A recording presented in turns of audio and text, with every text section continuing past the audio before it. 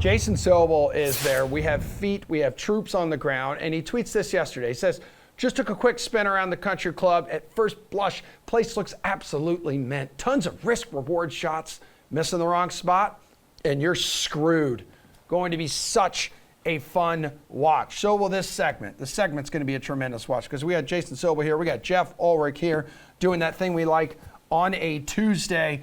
Jason, obviously, based off your tweet there and conversations you and I have had, you are there on the course. What are some other things that you have taken away from being there? Because talking with Geoff like yesterday, I've seen the videos, like that one that's gone viral of the 9th hole where if the ball lands in the wrong spot, it's rolling right off and into the water.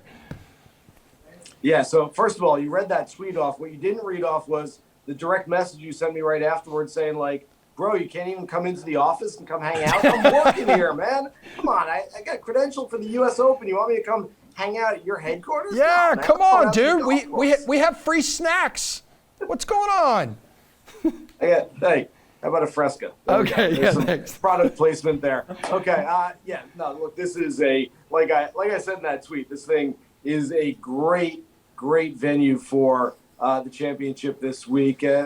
Look, the rough is thick. It's not as long as we've seen in some other U.S. Opens, but it's just thick. It's going to sit down in this stuff if you miss the fairways. And quite frankly, the fairways are so fast and firm that you're going to miss. You're going to miss a lot of these fairways. Just even when you hit the fairway, the balls are just going to bounce off and go into the rough. So you've got to be a big, strong player to get it out of the rough. Look, the makeup, the prototypical U.S. Open champion used to be a Corey Pavin, a Lee Janzen, a Jim Furyk, a Graham McDowell, guys who hit it in the fairway, hit it on the greens, didn't make too many mistakes. That's changed over the last handful of years. We've seen Brooks Koepka twice, Dustin Johnson, Gary Woodland, Bryson DeChambeau, John Rahm. What do they all have in common? They're all big, strong, athletic dudes. And so I do think that at just over 7,200 yards, the country club could bring a few more guys into play. It's not Torrey Pines like we saw last year. It's not that big of a ballpark, but I still think that,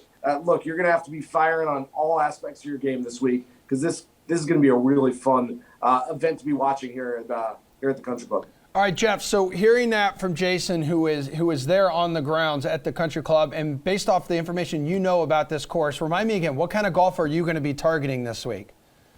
Yeah, I mean, it's like Jason's so right. It almost doesn't matter what like the course is, how long it is. It's just the way they set it up.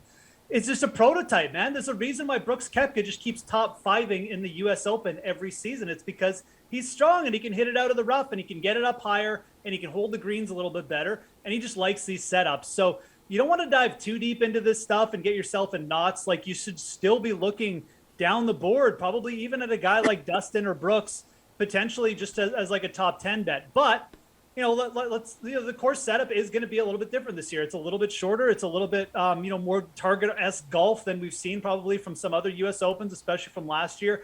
I think that players like Patrick Cantlay, Daniel Berger, who have had some decent results in U.S. Opens, especially recently, Berger with the top 10 last year, I think they will be like helped by this setup. I think, Berger especially is a player who, has dominated some par 70s over his time. He's really consistent off the tee. He'll probably find a few more fairways than other people, even if it's rolling firm. And his approach game is just lights out. So if he brings that confidence from Muirfield here, I think Daniel Berger is a type of player who should be helped by the venue. He's going to have a shot anyways, because this has probably been his best major.